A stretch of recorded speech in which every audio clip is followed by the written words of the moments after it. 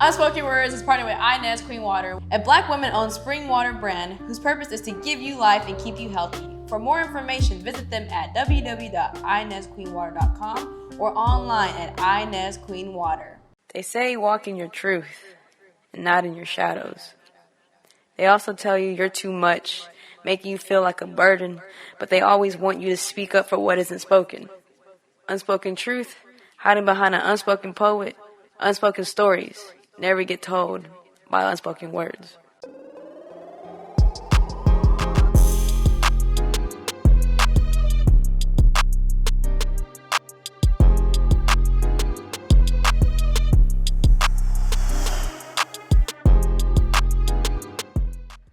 Poetic justice that makes that poet a suspect. From pulpit to courtrooms, get that poet on judgment. That flow get him gasping and clutching, but that whole room would be bumping. This poet came up to serve some poetic justice. Justice. You want to know what that is? We talk about fake asses as plump and lace fronts. Forget about the guns that they take from us. Forget slavery, they still raping us. Forget the time we spend chasing that shmoney bus. Forget that we've been here, still get treated like a guest. Forget that we never knew real justice. Under this racist reign, all we feel is generational pain. Our families ripped apart. We no longer have a hearth. It's no longer about us. It's all about the game. Yet we call out for justice and wonder why results are still the same. Wearing white faces to try and blend in, accepting that one dude who has that one black best friend, watching our women and men slaughtered every day, watching our babies torn apart, that hit a nigga baby display, that gay debate, that juvenile courtroom that says he's an adult at 8. And we still drinking Starbucks like everything's still fine. We still rocking blood diamonds, talking about how we shine. We still wearing Gucci and Louis and all these other designers. The cops pull up and you freeze, but still you run up on me while Jamal down the block just sitting with his baby moms got run up on and shot no less by the cops. Or your boy Juju, they want to free. 15 years charges some weed and now that's how they make their money. Yet we call out for justice, forgetting there's no justice for us. There's no justice at all until we stand up for that poetic justice that makes that poet a suspect. For pulpits to courtrooms, get that poet on judgment. The flow get him gasping and clutching, but that whole room would be bumping. Thank you for letting me come up and serve my poetic justice. Yo, what's good? It's your girl, Becky the Poet. Welcome to the Unspoken Words podcast. We're in season 10, episode 91. As you can see, if you're watching on YouTube, we have a special guest here. But if you're listening, go tune in on YouTube so you can see who the special guest is. All right, go ahead and introduce yourself. Hi, I'm Janae Vaughn. I go by Jasmine of Jasmine's Twilight. That's my book series title. If you guys remember her voice, she was actually on episode 81. She was on the previous season.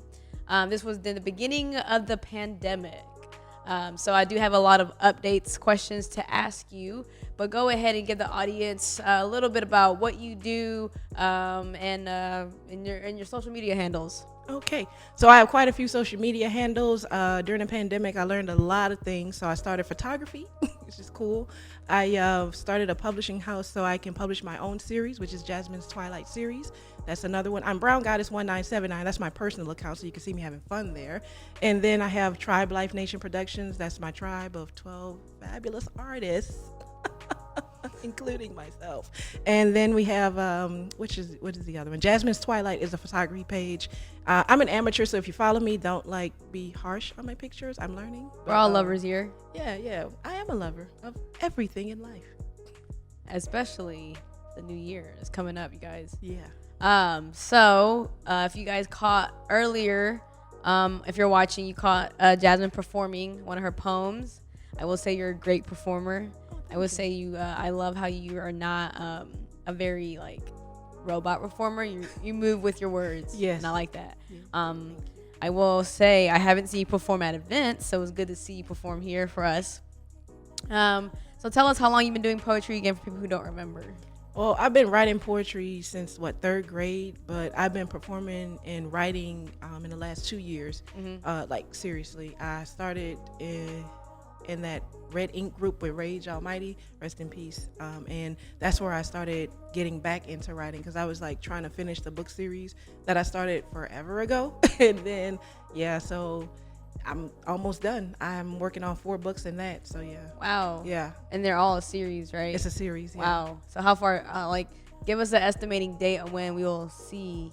Estimated dates are, I have the first book finished. Okay. But I'm waiting on my Library of Congress number. so I can get it all the way done. I have all my ISBNs, all the everything done. I'm What's just the waiting. Library Congress number? Oh, so that you can have your books in the libraries. Oh. Yeah. So like the 5.03 you're looking for.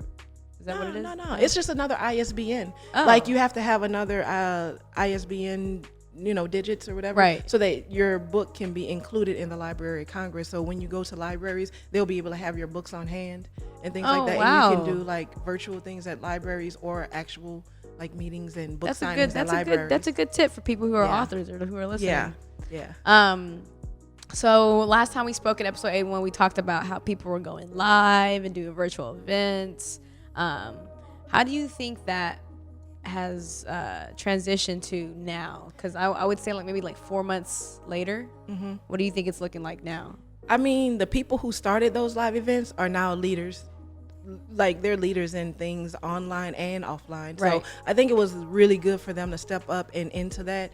For the people who participated, it gave them space to be seen. Right. And it was really good. I don't see any negatives really about it, besides performers who were used to performing on stage. Right. Who might be nervous about it because Right. it's a different audience and they're not used to performing in a lot of different static, like the audience is not paying attention. You have somebody eating, like you don't perform it. Everybody doesn't perform in jazz clubs. I have, so yeah, it's different. I will say this. I just joined a workshop last month with Ebony Stewart. Oh, she's awesome. And so she was like, it's my first workshop, Yeah. et cetera, et cetera. But it's kind of funny because in the beginning when you're in the Zoom and you're waiting for everybody to get in and for the teacher to be there. Yeah.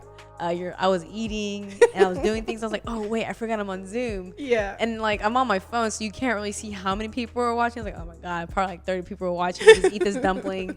But it changes everything because I think I've done a performance once on virtual, and you kind of have to alter your persona and just your mind of like there's no real audience like sitting in front of you.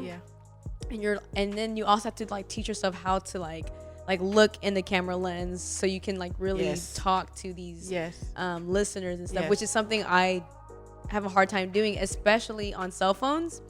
With our cell phones, I have a hard time at this. When I'm FaceTiming somebody, I'm looking at myself and not them. Yes. And then what's even worse is that when you're FaceTiming somebody and having to tell them like, hey, look at the camera and not me. It's so funny. Yeah, I use it as a mirror all the time. But I think the it's fine though. No matter how you are, everybody adjusts. Everybody understands it's an adjustment that we have to get used to. But the best part I think about that is you learn how to live in that space. Right. Because you never know what we're gonna go into. And you have to learn to adapt. It's like adapt or die. And it really is, because the people who weren't performing, who knows them? Who knows them? Because you had a worldwide audience, Yeah.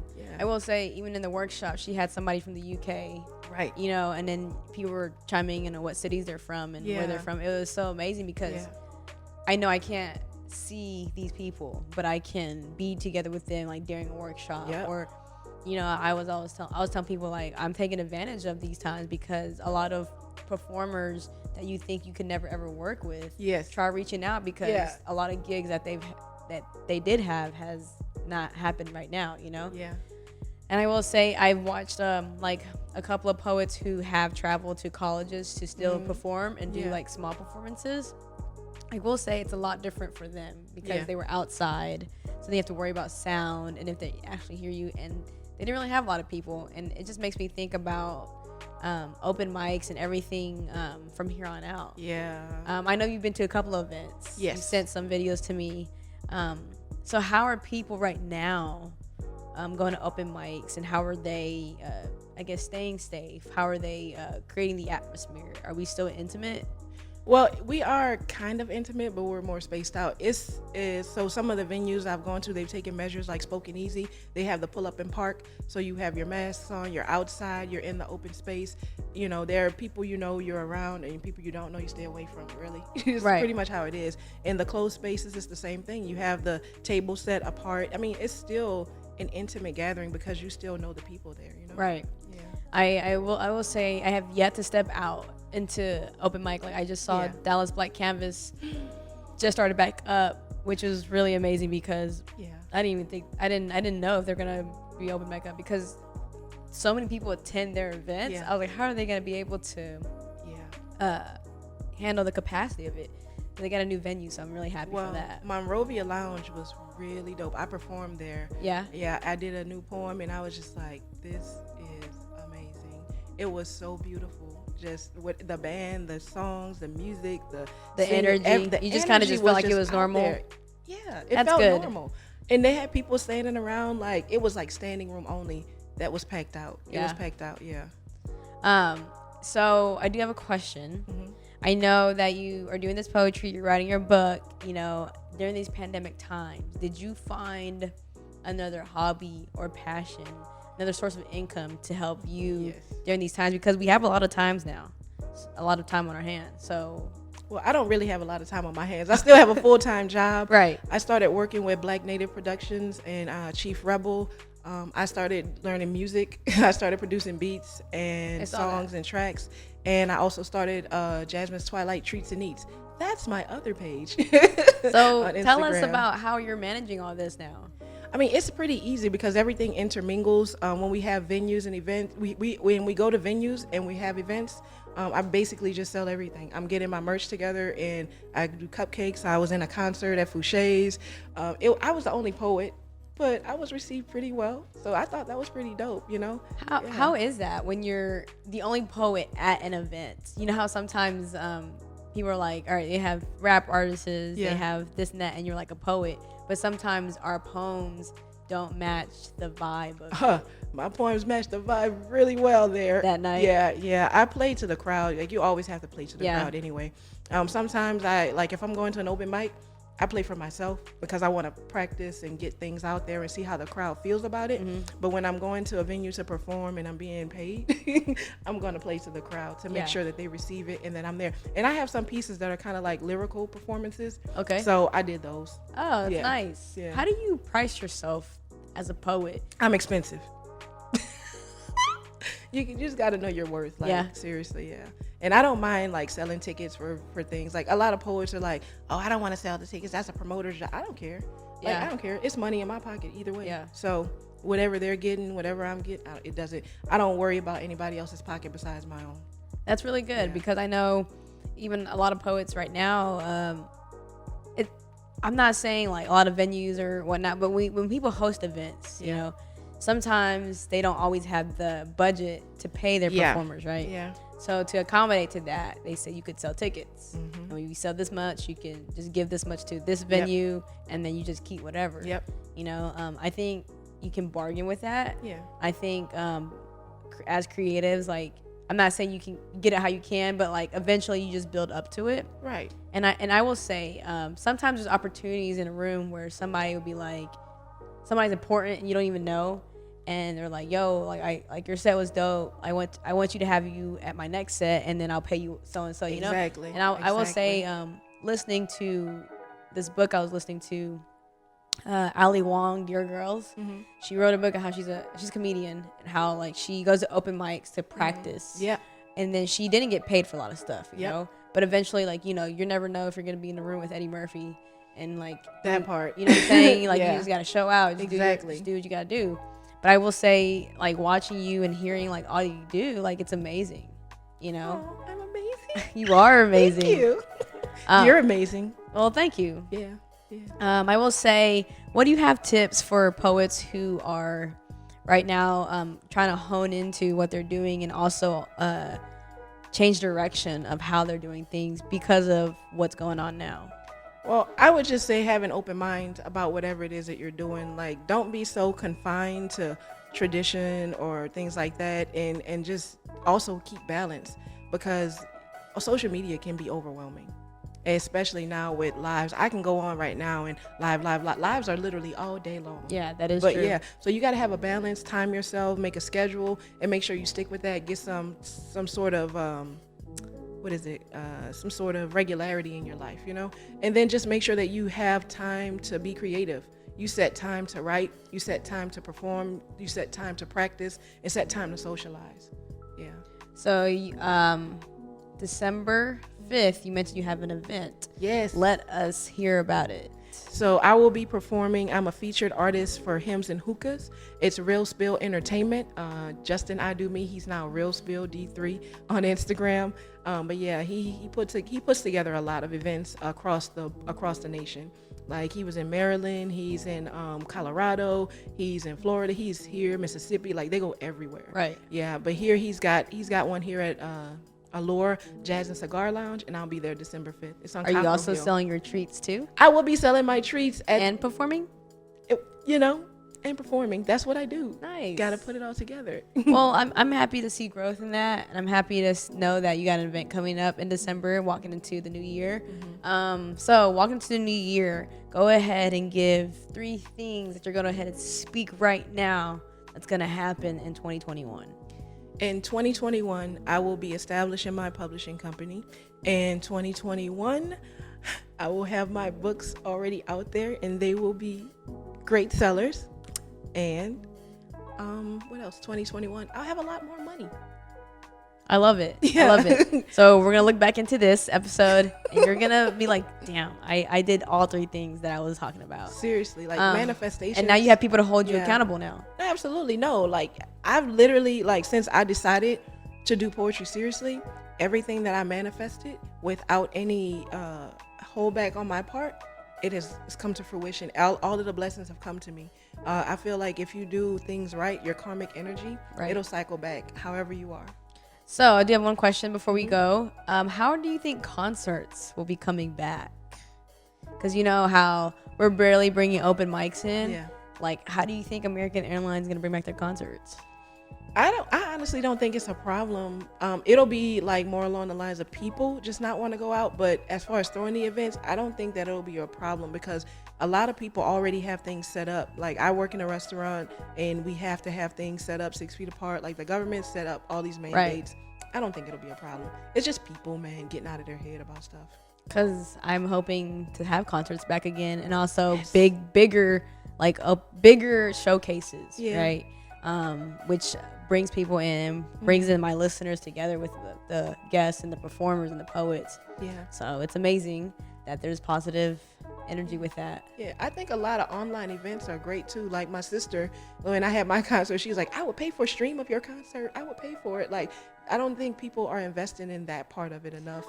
I feel like it plays both sides because now you have those people who are homebody people who want to go out but don't really want to. So this is like, it meets both ends. Yep. I will say this pandemic has taught us a lot. Walking into the new year, I'm hoping we are continue to just grow. Yeah.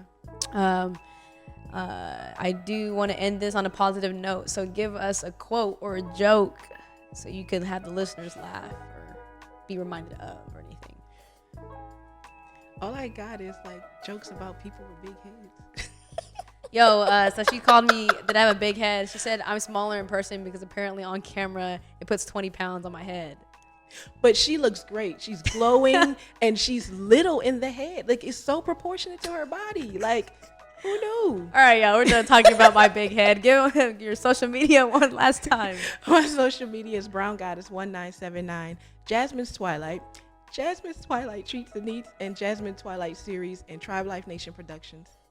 All right, you guys. And if you are watching this on YouTube, subscribe it, share it with somebody else. If you are listening to this on Spotify, Apple, iTunes, rate it, give reviews, something, you know. And follow us on social media, Becky the Poet, Unspoken Words Podcast. We are out. If you haven't yet, please subscribe to my YouTube at Becky the Poet. And then follow me on Instagram, Becky the Poet, and the podcast, Unspoken Words Podcast. All right, you guys. Love y'all.